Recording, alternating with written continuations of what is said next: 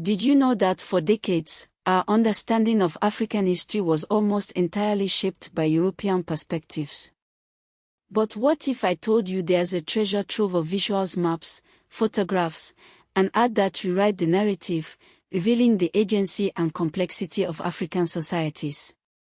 Welcome to a journey through the visual archives of Africa, a journey that challenges what we think we know. For centuries, European accounts dominated the historical record, painting a picture often incomplete, biased, or even deliberately misleading. But a growing movement is unearthing and reinterpreting visual evidence, offering fresh perspectives on Africa's rich and multifaceted past. Let's start with the African Historical Graphics Project, launched in the 1980s by Professor T.C. Weiskell at Yale University. This project is a vast archive of over 5,000 historical maps and graphic images spanning from ancient Carthage to the Omani presence in East Africa. Forget the image of a continent without history. These maps reveal sophisticated trade routes, complex political structures, and thriving urban centers long before European contact. Consider Omani imperialism in East Africa.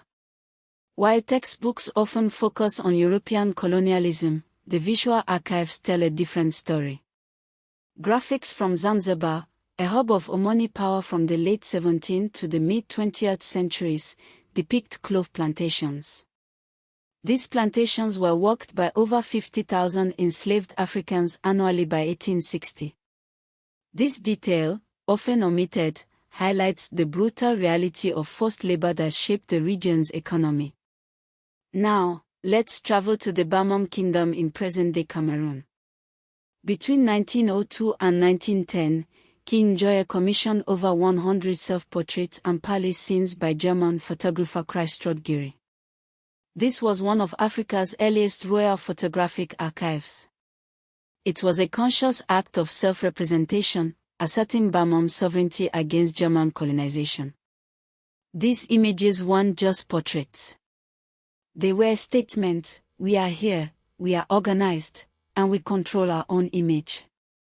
Across the Atlantic, in 19th century America, African Americans used visual storytelling to fight slavery. Henry Box Brown, William Wells Brown, and James Presley Ball created moving panoramas precursors to film depicting the horrors of slavery. Ball's great panoramic exhibition of slavery, for example, toured U.S. cities in the 1850s. These weren't static images, but massive, hand-painted canvases, sometimes over 1,200 feet long, unrolled sequentially with live narration. An 1855 exhibition in Boston drew 10,000 viewers in just a few weeks. Imagine the impact of these moving images, bringing the reality of slavery to life for audiences who had never witnessed it firsthand. The Reinhardt Ate de Africa no Museu do Dondo, or REAI, is another vital archive.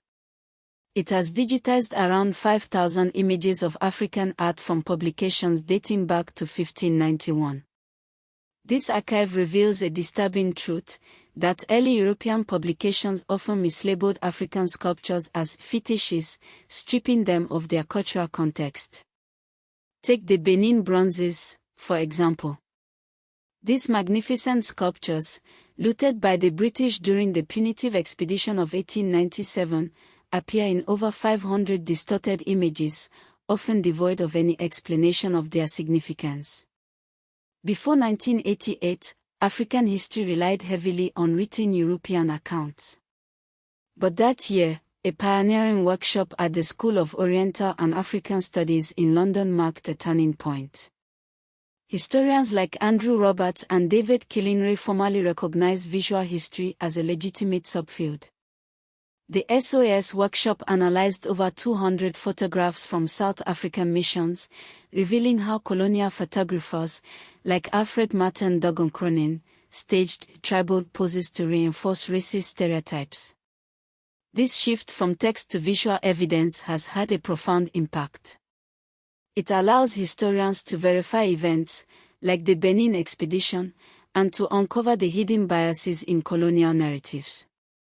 Today, Digital repatriation is bringing these visual resources back to Africa. South Africa's Iziko museums use RAI data to 3D scan and virtually repatriate Benin bronzes. Nigeria's Edo Museum of West African Art integrates historical graphics from the WISCO project into its exhibits. These initiatives are not just about preserving the past, but about reclaiming it. Contemporary African artists are also using visual media to challenge colonial legacies and address contemporary issues. Zanele Muholi, a South African artist and researcher, uses colonial photographs to expose the ethnic divisions engineered during apartheid. Muholi's work builds on these critiques. Her series Somnyoman Gonyoma, a collection of over 100 self-portraits, has been exhibited internationally, inspiring movements like. But the journey of visual decolonization is not without its controversies. For example, many photographs from 1900 to 1940 were posed with props to prove ethnic primitivism, justifying the 1913 Natives Land Act, which restricted black land ownership. The scale of the looting during the 1897 Benin raid was initially hidden in publications. And even today, museums like the Tate Modern face criticism for underrepresenting non-US black artists. The debate over repatriation continues, with France holding tens of thousands of African artifacts, only a fraction of which have been returned. The story of African history is being rewritten, one image at a time.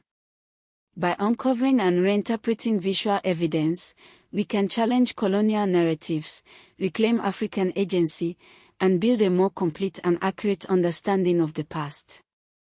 So, the next time you see an old photograph or a historical map, remember that it holds a story waiting to be told, a story that can reshape our understanding of Africa and the world.